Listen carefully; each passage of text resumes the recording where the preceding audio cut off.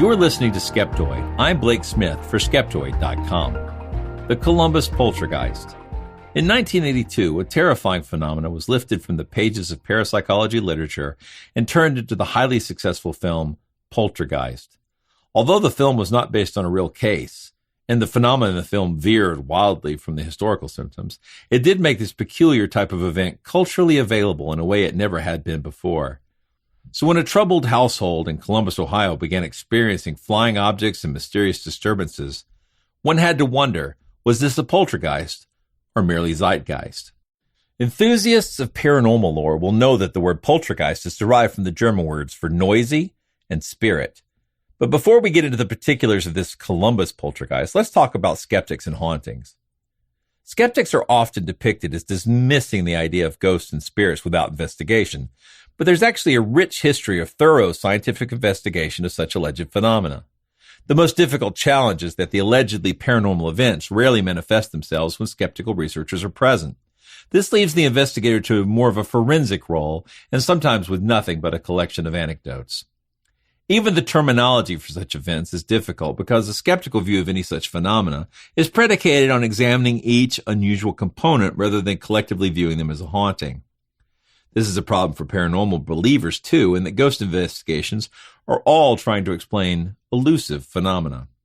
Consider these words: phantoms, shadows, phantasms, ghosts, spirits. There's a robust lexicon to describe these non-corporeal entities, but no scientific proof that any of them exist.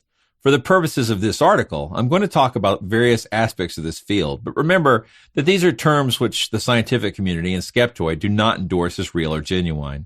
So when I talk about hauntings, I'm not endorsing the existence of supernatural manifestations, but using the word to mean the collection of unusual events associated with such cases. Poltergeist cases are characterized by loud noises, things being thrown, apportations of tiny objects, mysterious liquids appearing, rocks falling on the roof, and occasionally people being pushed, clawed, or pressed, or otherwise harassed. In most cases, the poltergeist events are centered around one person, often a teenager. Many times when this central figure is removed from the scene, the events stop and do not follow them to other locations. In 1984, the home of John and Joan Resch became the scene of such events. Glasses, photographs, telephones, and lamps were being thrown about and broken, and the events all seemed centered on the Resch's adopted daughter, Tina. Reporter Mike Harden had written about the Resch family because the couple had such a robust role in the community as foster parents. They'd helped care for more than 250 children by the time these events took place. Tina Resch was 14 years old when the unusual activity started. She was a troubled teenager. She had a very volatile relationship with the Resches, which often led to shouting matches. She wanted very badly to find her birth mother. In March of 1984, her tantrums had become less of a concern than the weird occurrences that seemed to surround her. With household items whizzing through the air, the Resches turned to reporter Mike Harden to see if he could help. Harden brought photographer Fred Shannon to the Resches' home, having prepared him to expect the miraculous. The veteran photographer was astounded by what he captured on film. He had taken a series of photographs while visiting the family, and the best of these showed Tina cringing on the couch as a telephone's moving through the air in front of her. The story was picked up by the Associated Press, and a media storm hit the home. On March 8, 1984, approximately 40 reporters filled a 20-foot by 20-foot room in the Resch home looking to capture any evidence of paranormal activity, but it didn't seem forthcoming. Hours dragged by with nothing to see. The effects seemed to only take place when no one was looking, but by the end of the day, at least one video crew felt they'd captured something paranormal when a lamp was knocked over. Reporter Harden reached out to parapsychologist William Roll. Roll, who ran the Parapsychology Research Foundation, the PRF, at Duke University, certainly had the credentials for such an investigation. He'd studied parapsychology alongside J.B. Rhine, perhaps the most prominent name in the field. In 1958, he had coined the phrase recurrent spontaneous psychokinesis, RSPK, to describe the type of phenomena seen in such cases. He wrote a book about his research into the phenomena titled The Poltergeist in 1972. Accompanying Roll on the investigation was Kelly Powers, a young man from Florida State University with a background in psychology and counseling. The Columbus Dispatch sent a private plane to pick up the two in North Carolina. They arrived on March 10th. There had been preparation and planning to get Roll on site, but the day before he arrived, another twist in the story was revealed. The TV crew who had recorded the lamp falling had left their camera running, and it was revealed that Tina had pushed over the lamp. Questioned about it, Tina laughed it off and said she'd been tired of all the reporters there pressuring her to make something happen, so she gave them what they'd come for so they would leave. But Roll was not eager to dismiss the case as a hoax. In his view, there had been too many reliable witnesses who had seen mysterious phenomena, and he wanted to perform his own tests. He stayed with the Resch family to conduct his research. Meanwhile, in Buffalo, New York, the story of the Columbus Poltergeist reached the offices of the Committee for the Scientific Investigation of Claims of the Paranormal, CSICOP. Paul Kurtz, who was the head of that organization at the time, arranged for a team of skeptical investigators to go visit the Resch family. The team consisted of 2 astronomers, Steve Shore and Nick Sandelik, as well as the man who was perhaps the most well-known skeptic of the paranormal at the time, James the Amazing Randi. Team CSICOP arrives on Tuesday evening, March 12, 1984. So the stage is set. Inside the home, we have the Resch family and William Roll and his assistant. Outside, we have reporters and the CSICOP investigators. Randy's wearing his cape-like winter coat, and he pulls out a check for $10,000 and tells the reporters that he will gladly pay this to the Resch family if they can show any kind of paranormal activity. Team CSICOP goes to the front door, and they're greeted by an angry Joan Resch, who did not appreciate the check or the unrequested visit. This is a point in the story where accounts differ, but the end result's much the same. Joan refuses to let Randy inside to investigate. The 2 scientists who accompanied him dismissed the idea of investigating without Randy. Randy quotes Joan as saying, "We've had a circus going already, and I don't need a magic show as well." Roll's version of the quote is slightly different. "We've had a circus, now we have a magic show. No, not here." The Resch family told CSICOP's team that they were going on a vacation and would not be available for further research. However, Randy found that at least for 2 more weeks they were still at their home. William Roll claimed that Joan didn't want Randy involved in the investigation, but Randy was told by a reporter for the Columbus Citizen-Journal that Roll had urged Joan to keep Randy out of the investigation. Roll would go on to use the fact that Joan wouldn't let Randy in the house to dismiss the CSICOP findings, saying they never did a proper investigation. But lack of access to the central figure in the investigation did not mean that they were unable to review the evidence in the case. Randy interviewed the interviewers, talking to the people who had been at the press conference in the Resch home. On March 13th, the Columbus Dispatch, the paper who had broke the story and which had flown Roll and his assistant up from Duke University, ran a story showing CSICOP's team on the front lawn of the Resch home and told of how Randy had been refused admittance. In that article, they pledged to share the contact sheets of the Fred Shannon photos with the skeptics. According to Randy, he traveled to the offices of the Dispatch and purchased a contact sheet of the photos, but apparently while he was still there, the newspaper changed its mind and tried to get back the contact sheet after he had paid for it. He says he had to threaten legal action to make his way out. "The editor moved over to me and he tried to take the contact sheet from me, and I snatched it back, and I had the receipt right there, and I held it up in front of him and I said, 'I paid for this. This is my property and I'm leaving.' And he said, 'Oh, no, you're not.' And he called the guard, and the guard came over and said, 'Yes, sir.' And he said, 'This man has merchandise that I want back.' And I looked at the guard and said, 'This is my receipt. This is the merchandise. I'm going out the door. If you stop me, I'll sue the ass off of you and the entire newspaper. And I'm not kidding. I'm very, very serious.' And I stuck the receipt in the envelope. I walked to the door, and I didn't hear a word behind me. They didn't know what to do, and I walked outside, and I had the contact sheet." That contact sheet would become a central part of Randy's investigation. In the spring 1985 issue of Skeptical Inquirer magazine, Randy detailed how the contact sheet revealed the truth behind Tina Resch's alleged powers. In this age of non-digital photography, camera negatives could make highly detailed contact sheets, a single page with an image of each photo on a roll of film. The contact sheet Randy obtained showed all of the photos Fred Shannon had shot, photos that were not included in any of the stories, the ones the paper had deemed unworthy of publication, showed features which suggested Tina was throwing the objects witnessed by others. In the September 1984 issue of Fate magazine, Fred Shannon explained how he had obtained the photos. He couldn't manage to catch anything when he held his camera, but as he lowered the camera or looked away, he would see something, but it would be too late. He felt like there was a force of some kind that didn't want to be directly observed.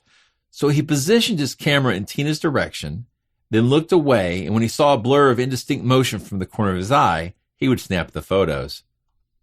Randy's article goes into great detail about the settings of the camera, but it is the position of Tina in the photos, along with the cord's positions compared to the claims, that he felt were the most damning. In some frames, a clear method for how Tina could have caused the effect is shown. And in at least one unpublished photo, Tina's arm is positioned in a direct line as if she had just thrown the phone. The skeptical position is one of parsimony.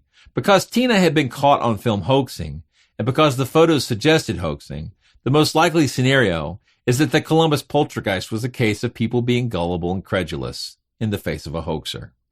The introduction of paranormal activity to explain the phenomena reported did not seem to be warranted. It's worth noting that by the time Randy arrived, the news footage of Tina being shown pushing the lamp had been aired, and competing newspapers were dismissing her story as a hoax. But the Columbus Dispatch and William Roll were committed to the story, with Roll going on to bring Tina to his lab in North Carolina for continued study. Fred Shannon's photos and his own experiences were enough to convince him that something amazing had happened. He did not accept Randy's interpretation of the photos. Despite the Columbus Dispatch having written that it would provide the skeptics with context sheets of the photos, when it came time for Skeptical Inquirer to publish the results of their investigation, the newspaper refused them permission to run the photos. The editors of both publications had a lengthy back-and-forth debate, a summary of which was included in Randy's report. It was Skeptical Inquirer's opinion that the editors and publisher of the paper were embarrassed at having been duped and were wishing to avoid further scrutiny. To work around this, the Skeptical magazine had to hire an artist to create close approximations of the originals. Comparison of these sketches to the published versions suggests that the original context sheet did strongly suggest a mundane explanation for the mysterious flying phone photos. Randy's investigation promised a part 2 in which he would talk about the aftermath of the investigation and some of the inconsistencies with some witnesses. But in 1988, with the second half still not published, Randy made this statement. I met with Fred Shannon and pointed out the errors in his account of the event, but he persisted in his determination to rashly misrepresent the entire situation. The case against his version is devastating indeed. During one of his public appearances, I was able to demonstrate my proof. He still persisted. Even Dispatch reporter Mike Harden, who covered the story in the company of the photographer and managed to overlook considerable evidence that did not serve the preferred storyline, could not support the hyperbolized and highly colored version that the photographer offered. This version was presented to readers of Fate magazine in a lengthy account that greatly pleased the gullible. Years later, Randy pledged to finish up his coverage of the story in a book he's working on called A Magician in the Laboratory. Media attention about the story died down, with many assuming that Randy's investigation, plus the video evidence of trickery, meant that Tina Resch had faked all the mysterious events. William Roll continued to research Tina, hoping to find evidence for some brain abnormality or other cause which might support his hypothesis that her emotional frustrations were unleashing latent psychokinesis powers. As is often the case with poltergeist research, in the end, we're left with enough ambiguity that those prone to believe in the existence of psi and paranormal activity still have footholds for their convictions. At the same time, while there's damning evidence of some hoaxing, it may not be possible to explain every aspect of the phenomena with that one word. Randy's assessment was that Tina saw an opportunity to reach out and find her birth mother through the publicity around the case, but that in doing so, what she really unleashed was the media, a monster not easily contained. Scientific paranormal investigator Joe Nickel suggests that such hoaxing behavior forms what he calls poltergeist faking syndrome. And as people become fooled by poltergeist trickery, even mundane events and accidents become additional evidence for the haunting or manifestation. He quotes the poltergeist faker who had come clean. I didn't throw all those things. People just imagined some of them. In the case of the Columbus Poltergeist, the tale doesn't end in revealed superpowers or a new understanding of physics, but in tragedy. 2 years after the story broke, Tina Resch was kicked out of her home. She narrowly avoided juvenile hall by marrying at age 16. She was abused, robbed, and ultimately ended up the mother of a baby girl at age 18. The baby's name was Amber. Tina changed her own name to Christina Boyer. She had a series of boyfriends and husbands, most of whom were abusive. William Roll moved his parapsychology research to West Georgia College. Christina contacted Roll in 1990, and he suggested she move down to Carrollton, Georgia to be near his research facility. There, he began to work with her again. In his book, Unleashed, Roll describes how Amber would misbehave around Christina to get her to react, and he felt that the child had become convinced that being physically punished by her mother was Amber's way of knowing her mother cared for her. Christina and Amber began to spend a lot of time with David Heron, her new boyfriend, staying at his trailer some 10 miles outside of Carrollton. On April 13th, 1992, Amber was murdered. She had died from blunt force trauma to the head, and her body showed that she had been beaten for several days and sexually abused. Despite Roll's efforts to urge Christina to go to trial and fight the charges, she followed her lawyer's advice and took something called an Alford plea to avoid the possibility of a death sentence. This meant she pled guilty to murder while maintaining her innocence. She's continued to claim her innocence, pointing out that she wasn't home when the child was injured. She claimed that she hesitated to take Amber to the emergency room for fear that the authorities would take her daughter away. Little Amber was alone with David Heron when she received the fatal injuries and had been left in his care for multiple days. Each day, Christina came home and found new injuries on Amber, but David claimed each was from a different mundane accident. The little girl wouldn't contradict the man's story. David Heron was sentenced to 20 years in prison for cruelty to children, a plea deal of his own, and he was released from prison in November of 2011. Christina is still in prison at the time of this episode's writing.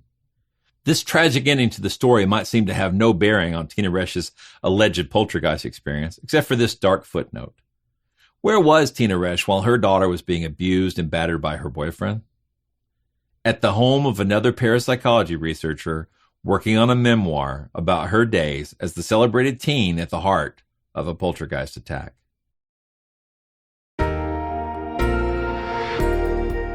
Skeptoid is not just a hobby. It's a nonprofit, public charity. Just as you depend on a new show every week, we depend on your monthly micropayment. If you're not already a supporter, please come to Skeptoid.com and click on Support Skeptoid and make this a two-way street for many years to come. You're listening to Skeptoid, a listener-supported program. I'm Blake Smith for Skeptoid.com. Reach me on Twitter at Dr. Atlantis or at monstertalk.org.